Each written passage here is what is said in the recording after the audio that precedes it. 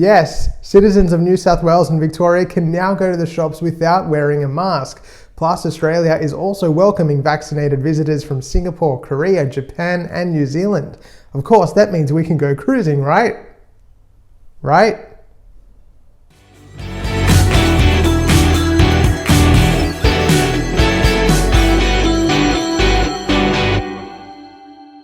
I'm Adrian, the Cruise and Travel Guy. As always, thank you for subscribing to my channel. If you haven't done so yet, please hit that subscribe button. In the face of the emerging threat of Omicron, but armed with an incredibly high vaccination rate, Australia continues to open its borders to international visitors and visa holders. At the same time, restrictions have been rolled back in public places, and wearing a mask at the shops, for example, is now optional in New South Wales and Victoria. The country continues to make strides towards living with the virus, relying on its high vaccination rate, but when it comes to cruising, the government is reverting to its old line of "it depends on the health advice." This all came to a head last week when the Australian government officially extended the ban on cruising. The prohibition was set to end on December 17, which would mean that states and territories could manage the resumption on a localised level, but instead the government decided to further the ban into February 2022. Cruises were already suspended past February, so it's not an issue from that perspective. But what matters is that cruise lines are unable to properly plan for their return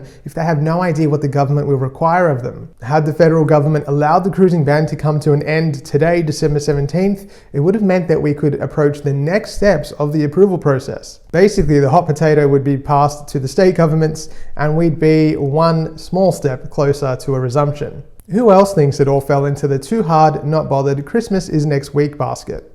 In response to this madness, there has been a renewed and very public push this week in support of the cruise industry. Major TV and print publications picked up the story with headlines announcing that it will have been more than 2 years since a cruise ship sailed with paying passengers from Australian shores if cruising returns in April as forecast. For once, it did seem that the general consensus within the media is that the return of cruising is overdue. Unlike the usual floating petri dish commentary, it does seem that the media voices are cognizant of the profound impact that the continuing shutdown of the cruise industry has had on the economy, and even smaller than that, the average person that is reliant on the industry for their living. We're talking about a collective total of over $10 billion missing from the Australian economy. This isn't small numbers.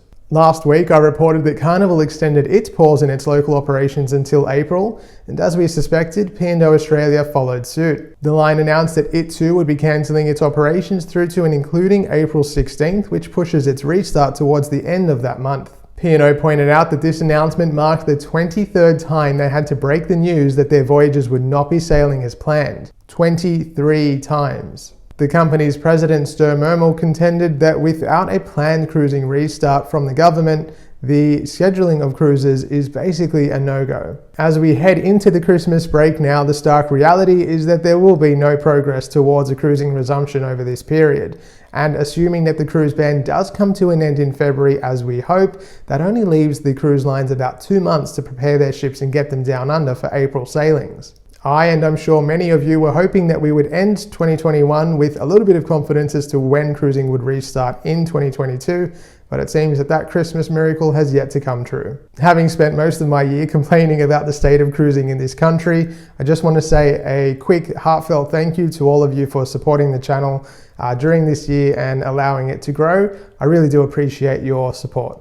If you've made it this far into the video, you're obviously a loyal subscriber, so I appreciate your viewership. And I do hope that 2022 will allow me to travel and bring you different content like travel vlogs and ship tours and much more. Unless there's some major developments between now and the end of the year, which I doubt, this will be my last cruise news update for 2021. So thank you once again. I wish you all a very merry and safe Christmas and a fantastic start to 2022. If you haven't done so already, you can give me a follow on Facebook and Instagram at The Cruise and Travel Guy.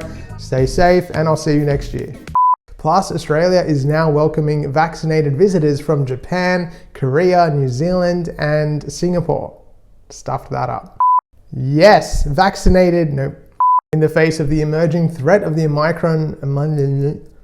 But when it comes to cruising, governments are reverting. The country continues to make strides to living.